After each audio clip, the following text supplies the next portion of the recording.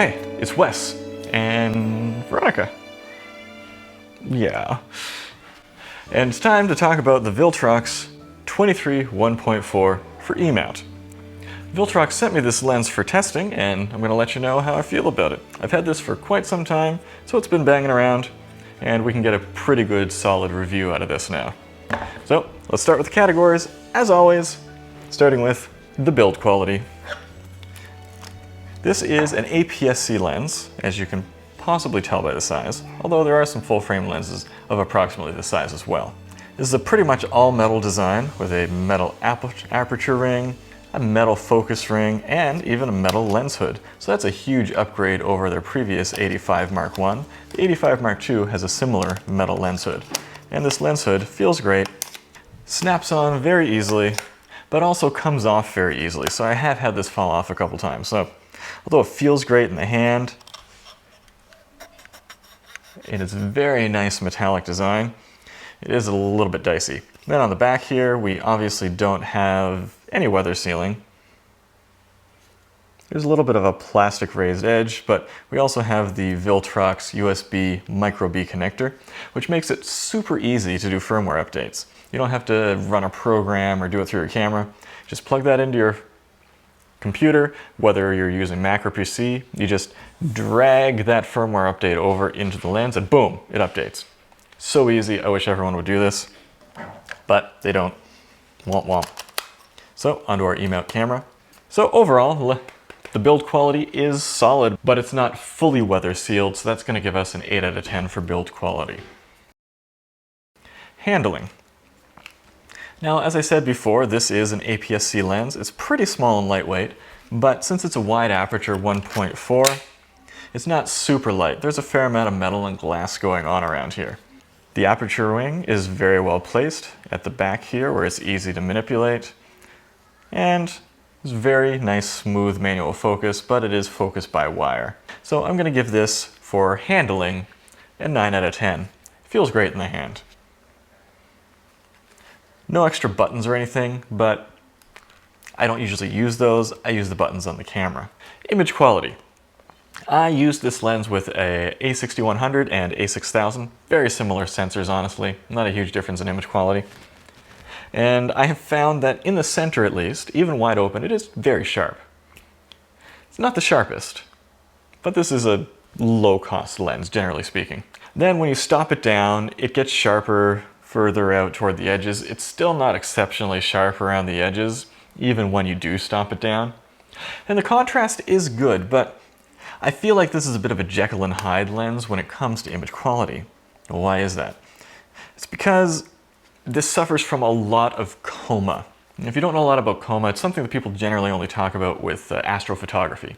But when you have something bright, it tends to get fuzzy around the edges of where it goes from bright to dark. So although the lens is sharp, if you're shooting in uncontrolled circumstances with bright stuff going on, as you can see in these image samples, things can get kind of muddy really fast. So it's a tough one to make the call on image quality there. Chromatic aberration, not well controlled. And even when stopped down, it still tends to appear. I feel like this has a very vintage character. So if you're looking for a lens that's autofocus and has a very vintagey character, and we'll talk about that more in a second when we get to shoot image character, this is the lens for you. If you're looking for something very modern, like their 85 full frame lens that is a surprisingly crisp modern look, this is a very different lens from that one. It's almost funny how different these two lenses are. So for image quality, I can't give it more than a 6 out of 10. If I were just shooting a studio test scene, I might go as high as a 7, maybe 7.5, I don't know. But once you get this out in bright light and there's a lot going on, it doesn't perform that well. Image character. Honestly, this is my favorite section. And this lens is a lot of fun. Again, it has a vintage look to it. The bokeh is kind of weird and uneven, can get a little bit swirly, but it is interesting. And like a lot of lenses that have slightly odd bokeh like that, it has a fair amount of 3D pop to it. It makes subjects stand out from the background quite nicely. Even when, though, those backgrounds can get nervous very easily because of that uneven bokeh. It has some decent flares. It's somewhat flare resistant, but not amazingly so, which contributes to a good character. The sun stars are really weird. They kind of just spray all over the place.